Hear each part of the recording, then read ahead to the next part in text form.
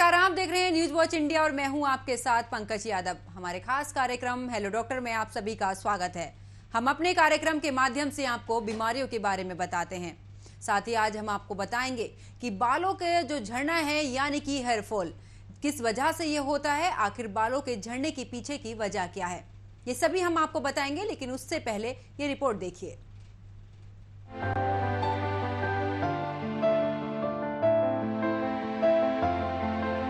किसी भी व्यक्ति की पर्सनैलिटी को दमदार बनाने में बालों की अहम भूमिका होती है। घने और खूबसूरत बाल आपके लुक में चार चांद लगा देते हैं। इन दिनों बढ़ते प्रदूषण और भागदौड़ भरी लाइफस्टाइल की वजह से लोगों के लिए अपने बालों की देखभाल करना काफी मुश्किल हो गया है। आजकल लोगों के बाल झड़ने की समस्या काफी बढ़ती जा रही है। तमाम वजहों से लोग कमजोर और बालों के झड़ने की समस्या से जूझ रहे हैं। बाजार में तमाम ऐसे प्रोडक्ट हैं जो बालों को मजबूत करने का दावा करते हैं, लेकिन ऐसे प्रोडक्ट्स का इस्तेमाल बेहद सोच समझकर करना चाहिए।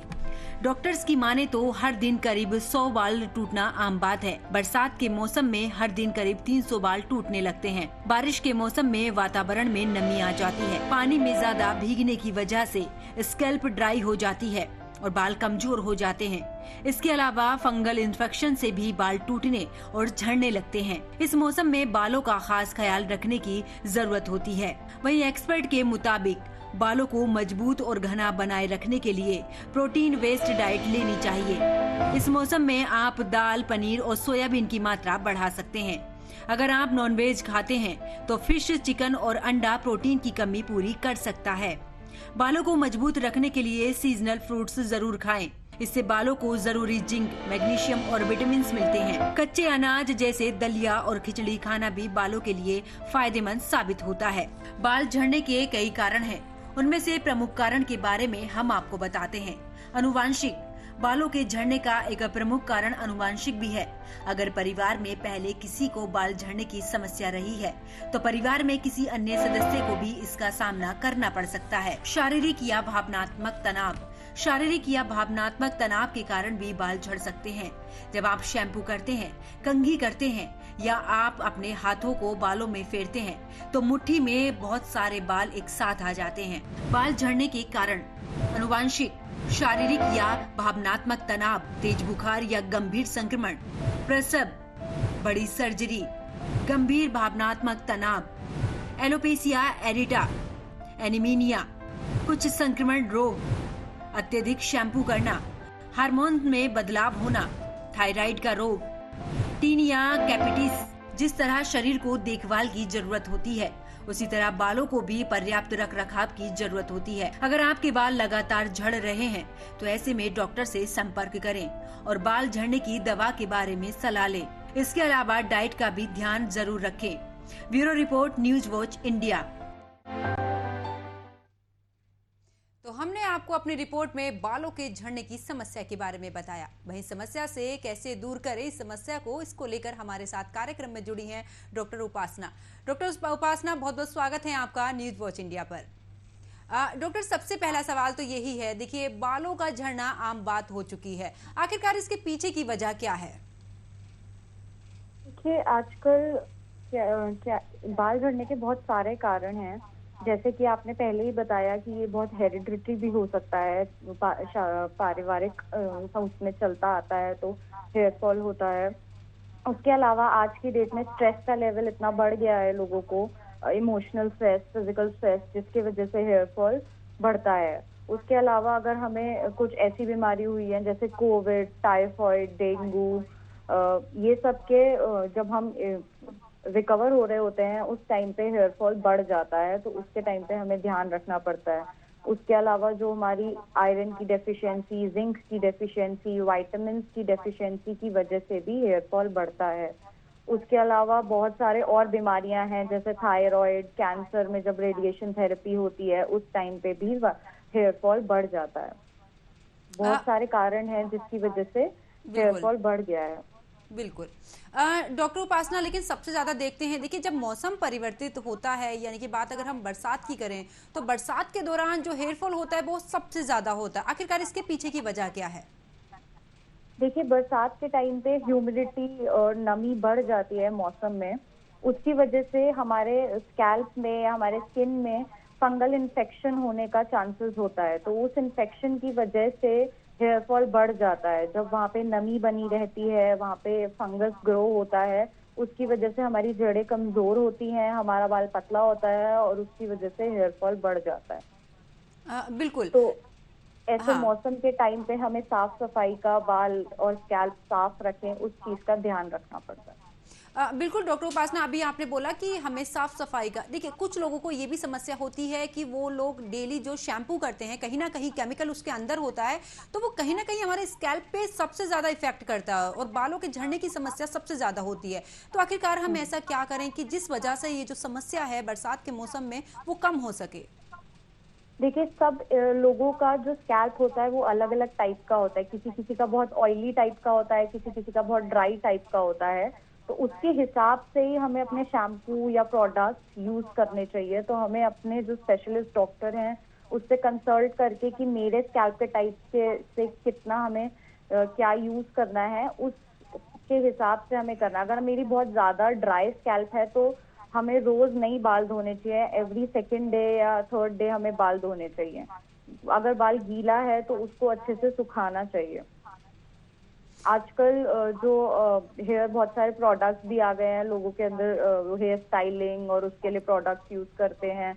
उसकी वजह से भी ये चीजें जो इन्फेक्शंस होते हैं या हेयर फॉल होता है वो बढ़ जाता है।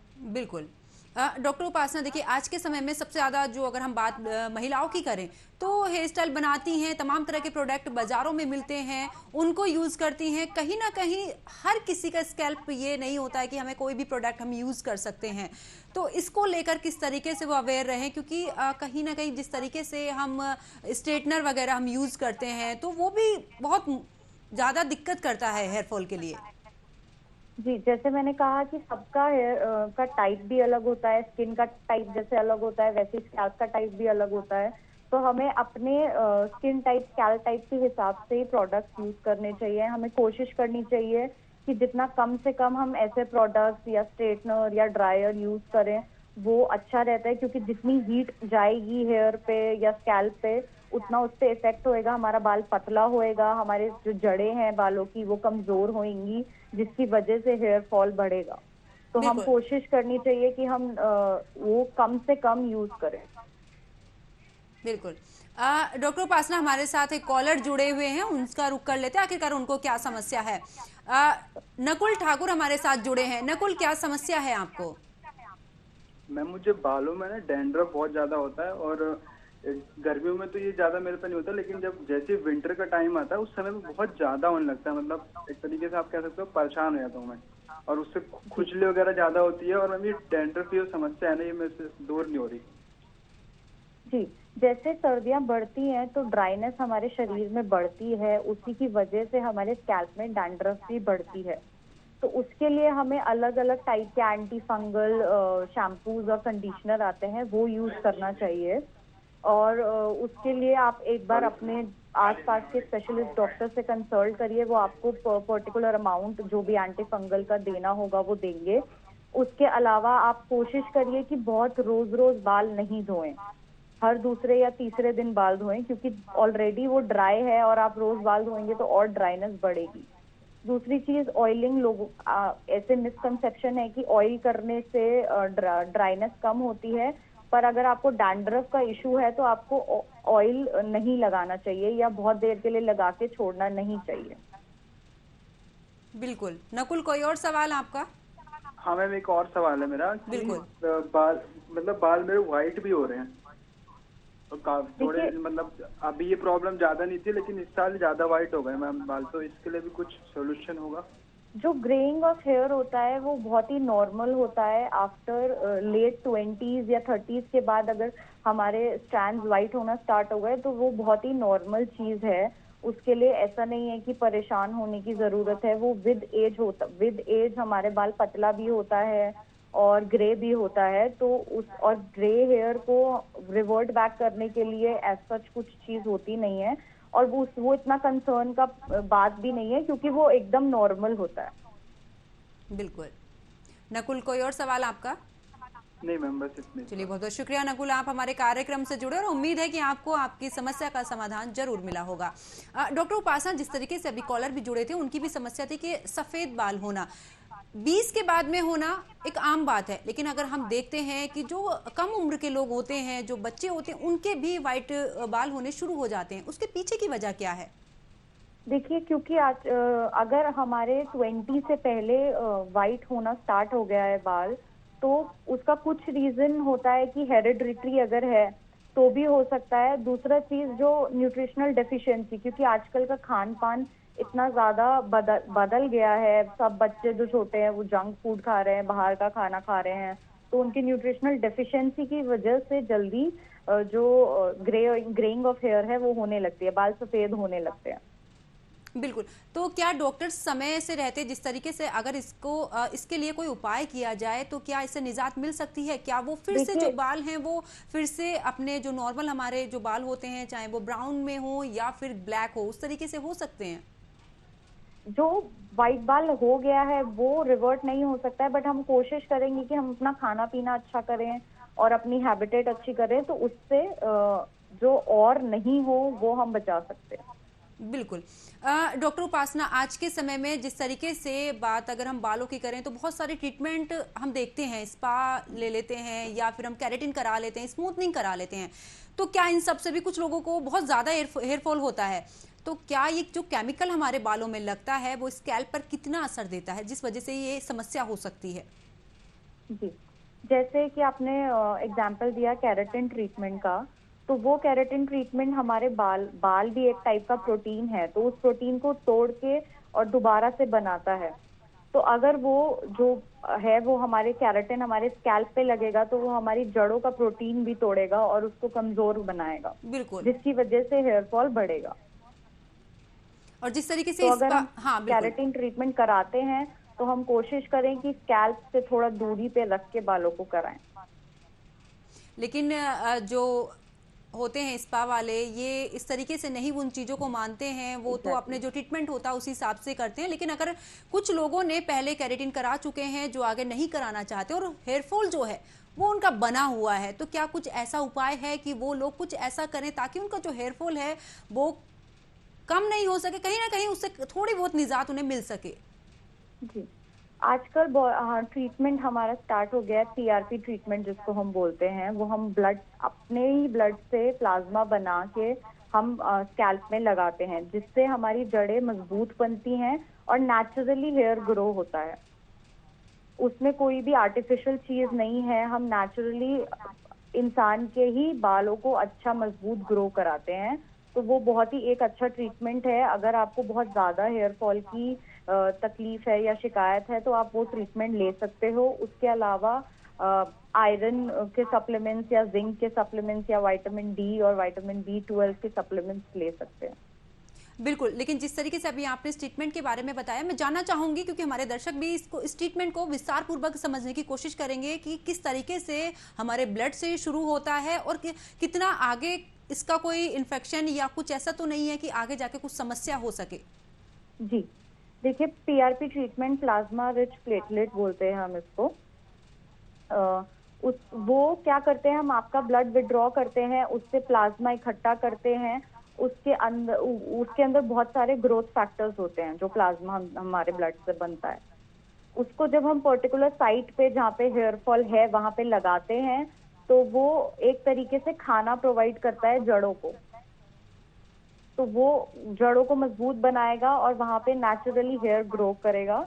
और इस ट्रीटमेंट का कोई भी साइड इफेक्ट नहीं है, क्योंकि हम आप ही के ब्लड से बना रहे हैं, तो इस ट्रीटमेंट का कुछ भी साइड इफेक्ट नहीं है। थोड़ा सा टाइम लगता है ट्रीटमेंट को, आपको 5-6 महीने देने पड़ते हैं, बट अगर आप रेगुलर ट्रीटमेंट कराओगे तो आप नेचुरली अपनी हेयर ग्रोथ कर सकते हो, कुछ भी आर्टिफिशियल चीज लगाने से। बिल्कुल। जिस तरीके से ट्रीटमेंट कंप्लीट होता है, तो अगर हम बात शैम्पू की करें, क्योंकि या तो डॉक्टर जो हमें देते हैं वो तो हम करेंगे ही, लेकिन इस ट्रीटमेंट के बाद अगर हम जिस तरीके से बाजार में हमें तमाम तरह के शैम्पू और कंडीशनर वगैरह हमें मिलते हैं, क्या हम उसे भी इस्तेमाल में ला सकते हैं? जी जी बिल्कुल, जो भी आपके स्कैल्प के टाइप से, जैसे मैंने पहले भी बोला, ऑयली स्कैल्प है या ड्राई स्कैल्प है या आपने कुछ ट्रीटमेंट कराया हुआ है, उसके हिसाब से आप नॉर्मल शैम्पू और कंडीशनर भी यूज कर सकते हैं, बस उसकी फ्रीक्वेंसी चेंज हो जाती है कि हमें बहुत रगड़ रगड़ के यूज नहीं करना है, वो तो जनरली भी नहीं करना है। बिल्कुल। डॉक्टर उपासना, हमारे साथ एक कॉलर जुड़ चुके हैं, उनका रुख करते हैं कि आखिरकार उन्हें समस्या क्या है। क्या नाम है आपका?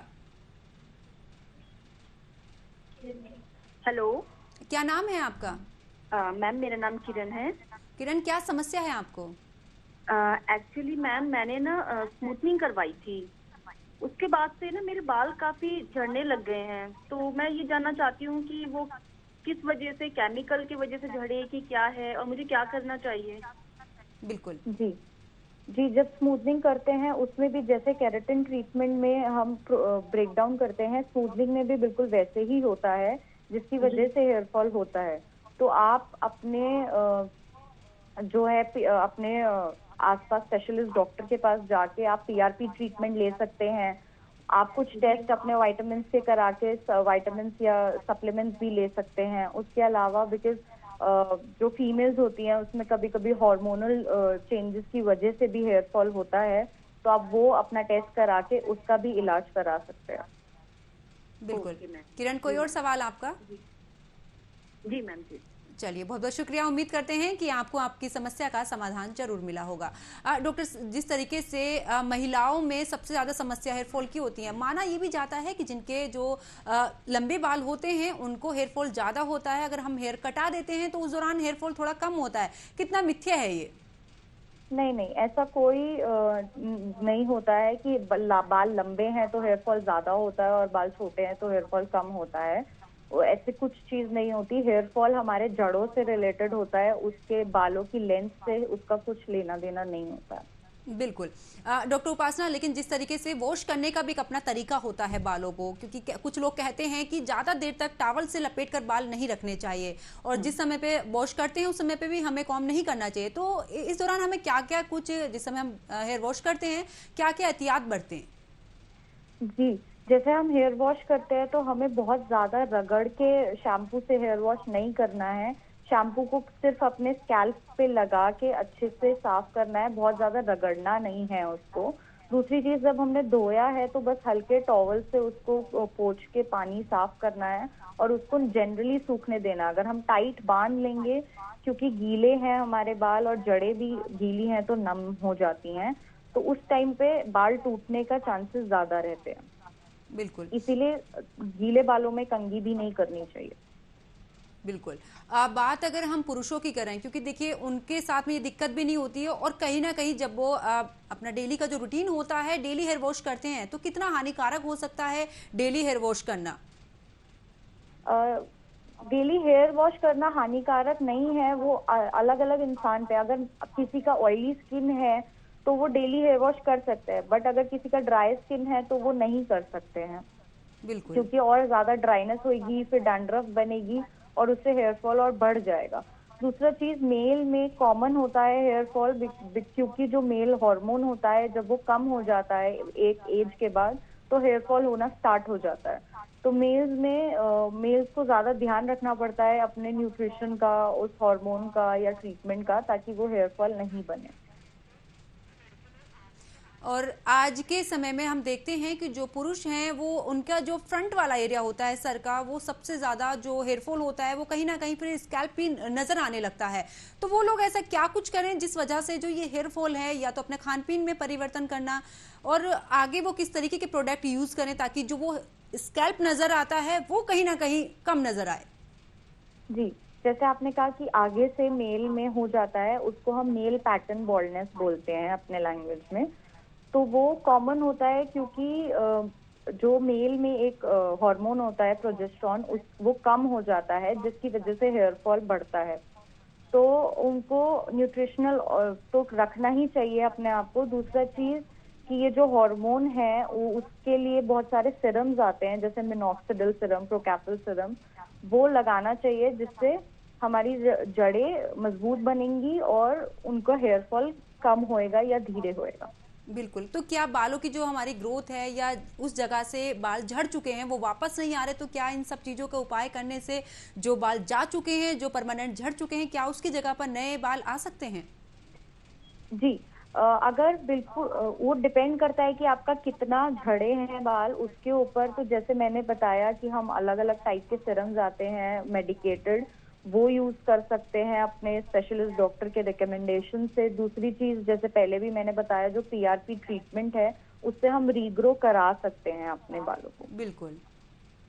डॉक्टर उपासना, तमाम तरह की चीज़ें आजकल बताई जाती हैं और सबसे ज़्यादा जो फोकस हम देखते हैं विटामिन ई के कैप्सूल को लेकर, जितने भी एक्सपर्ट भी हैं या लोग सोशल मीडिया पर देखते हैं कि विटामिन ई के कैप्सूल अगर आप कोकोनट ऑयल में या आप नॉर्मल ऑयल में भी अगर उसको डालकर उसकी मसाज करते हैं, चाहे 2 घंटे के लिए या कुछ लोग बोलते हैं कि पूरी रात के लिए आप मसाज करके बालों में उसको छोड़ दें, तो क्या उससे इफेक्ट हो पाता है बालों में?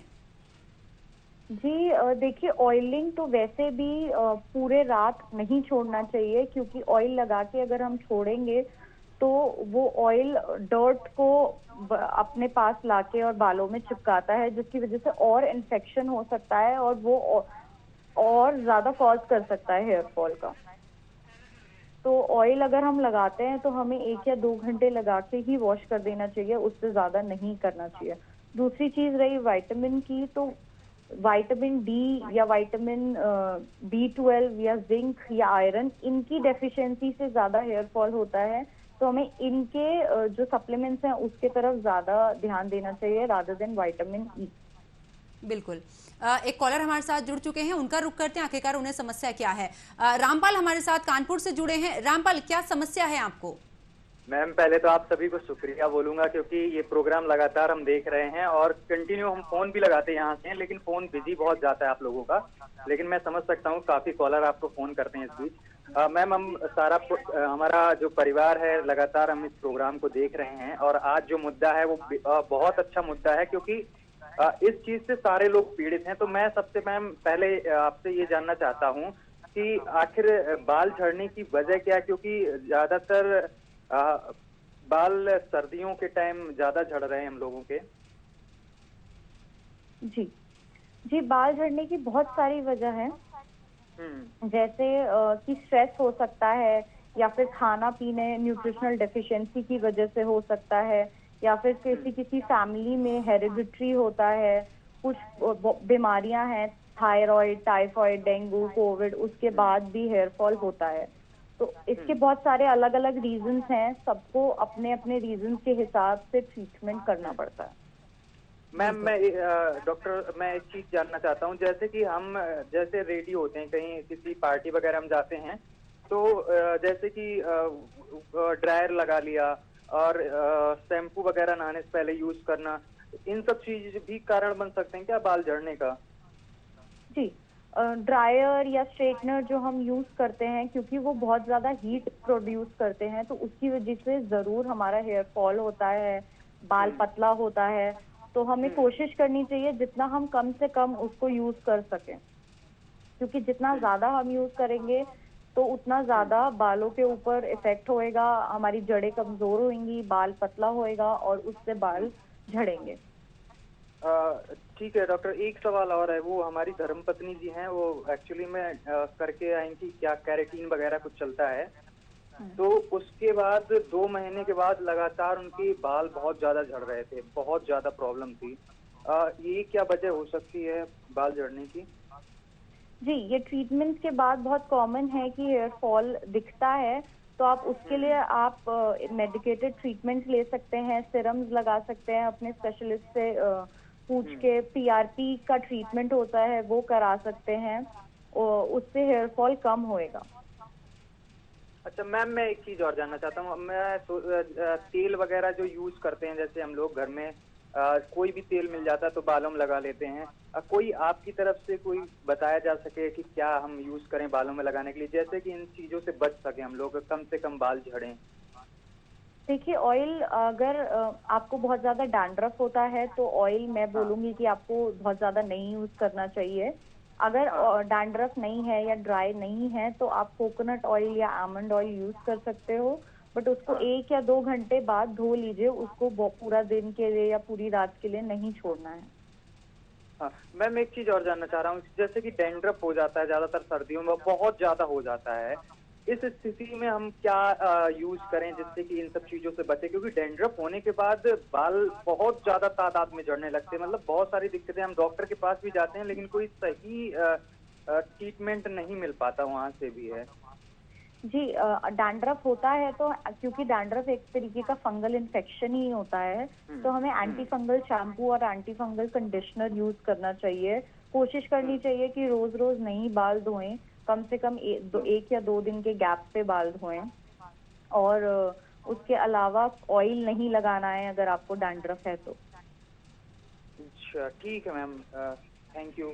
ओके, बहुत बहुत शुक्रिया रामपाल, आप हमारे कार्यक्रम में जुड़े और उम्मीद करते हैं कि आपको आपकी समस्या का समाधान जरूर मिला होगा।